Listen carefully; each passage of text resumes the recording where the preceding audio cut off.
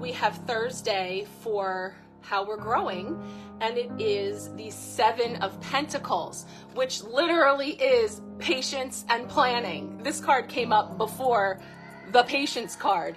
So you can see here how beautifully it's depicted, gardeners, with this idea of what we're cultivating.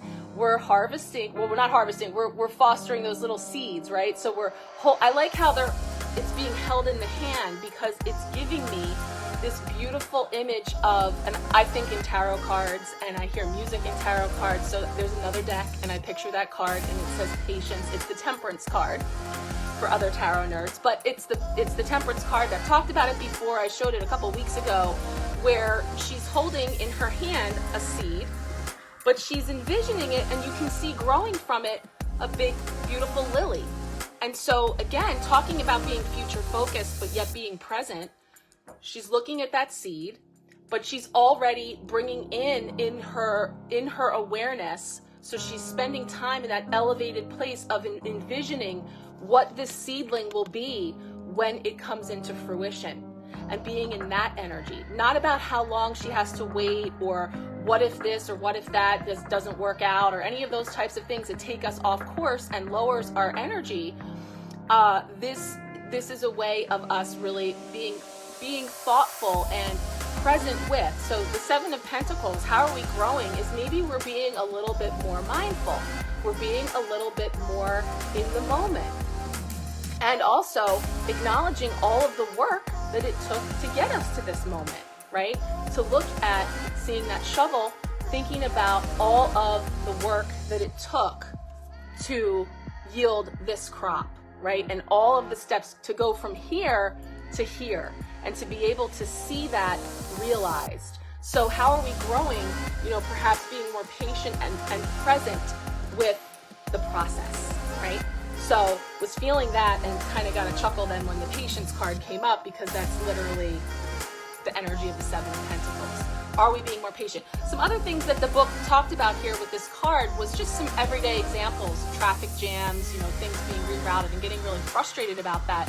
And things you can do, like listening to music or a podcast, or if you're late for an appointment, or the appointment is running late and you're feeling anxious sitting there waiting, that you could read a book, something to help you pass the time. And then specifically said not to look at the clock. So I just thought it was funny, because earlier today I posted this card that says TikTok, and it has like this clock where all the numbers are on the outside. That's an oracle card from 𝗚𝗥𝗢𝗪𝗓 from Wisdom of the Oracle. And I like to think, when I see that card, about thinking outside the clock.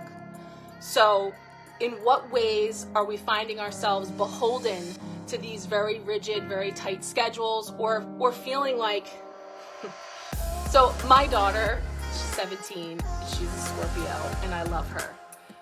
She hates being late, and she's like really paranoid about being late, and she gets really uptight when it's time to go to work and she needs a ride, and she comes in here like a bat out of hell, like right from school, and she's just barking out orders about what's got to get done to get her, and you got to be in the car by this time, and it's like, whoa, and like empathic mom problems. I get all carried up into a tizzy and all worked up because she's all worked up, and it's like, you're good, we're fine, we're gonna get there. And like, I have had to work still really hard at like detaching myself from getting all worked up because she's worked up.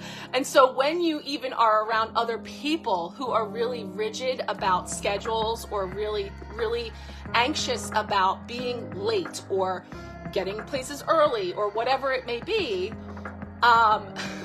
it is tough. Let me see. I know we got some good comments here. I want to see what's coming up here. They don't respond well when you ask them to clock in for you either. Work with me, people. Kelly, you've got a Scorpio. I have 2 Scorpios. Your son is a Scorpio. Yes, intense for sure. Ooh, smart too with that Aquarian mind. Yes. It's so funny because I just get swept up in it, and I'm just like, no, stop, we're fine. And then like, or now I've tried to be funny. So like, I'm pulling up and I'm like, all right, I'm not going to stop the car. Go. We're here. Like, I just try to like mess with her, and then she's fine. But it's like in that moment, You got a hubby that's a Scorpio too, Kat? All right, I know. I have so many Scorpio friends. My dearest friends are Scorpios. Like, no shade to the Scorpios, but I have really come to understand that zodiac energy through my children. But my son, he's a cusper as well on the other end, so he's very different than her. It's just so funny how it shows up.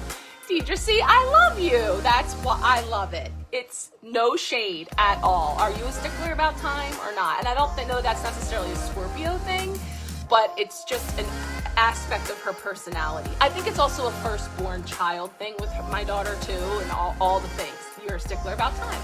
There you go. Sorry, I'm just like, hey, we're gonna get there. Debbie's babies are Scorpio. I love it.